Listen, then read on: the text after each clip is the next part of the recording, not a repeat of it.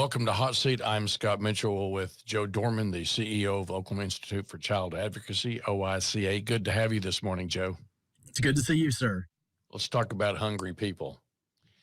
There is a controversy that's been going on for a few days since the governor decided he wasn't going to accept a federal program. But let's start with the decision. What was it the governor said no to, and why is it important?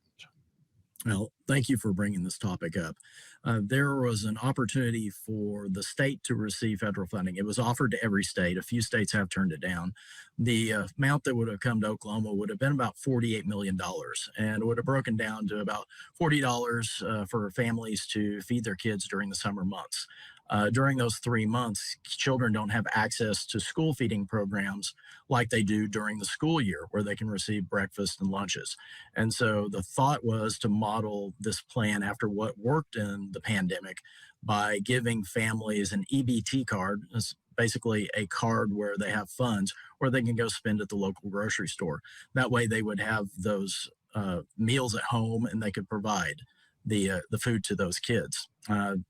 Studies have shown that SNAP, when they use that program, it's 9 times more likely to feed families than if they're counting on feeding in a congregate feeding center or some other type of place where they go. Just because a lot of the kids during the summer, they don't have the ability to get to a site, or the parents are working and they can't travel to a site. So this funding would have been tremendous as far as reducing the hunger levels of what we see with kids in the state. Can you give us some data, some context as to how bad the hunger problem is in Oklahoma, and specifically more in the lane that you work in every day, which is children? Absolutely. What we're looking at in Oklahoma is higher than the national average when it comes to poverty. We're one of the poorest states in the nation when you look at the breakdown. And a lot of people just don't simply realize how poor people are out there that are struggling. We're looking at about 1 in 5 kids is food insecure. That doesn't mean that they don't have access to a high quality, nutritious meal. That means they don't have access to food. They don't know where their next meal is coming from. And a lot of people are just simply unaware or ignorant to that fact. We've got to do a better job of making sure that these resources do get out to the kids. One of the complaints that we heard was that nonprofits or churches should step up and do the funding for this. Well, everyone is struggling. We have politicians that are claiming inflation is very high and it's a large problem. And I agree with that.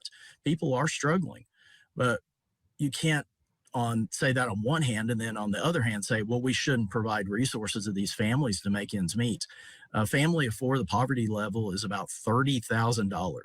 And when you got both parents working minimum wage jobs, it's tough to put food on the table when you're paying rent, you're paying insurance, you're paying other costs. These families are struggling. We've got 1 in 5 kids in the state, as I said, that are food insecure. And these funds would go to help them and make sure that they get food on the table so they're not going hungry. We've had a strong and healthy conversation dealing with the criminal justice reform, but a lot of that's been directed at adults and women in particular. We haven't looked at issues that can help prevent these kids from going into the correction system in the beginning. Let's look at ways that we can try and get the recidivism rate down earlier in an age where these kids are not going into OJA and then therefore turning that into a pipeline to prison, whereas when they turn adults, they get sent to the Department of Corrections.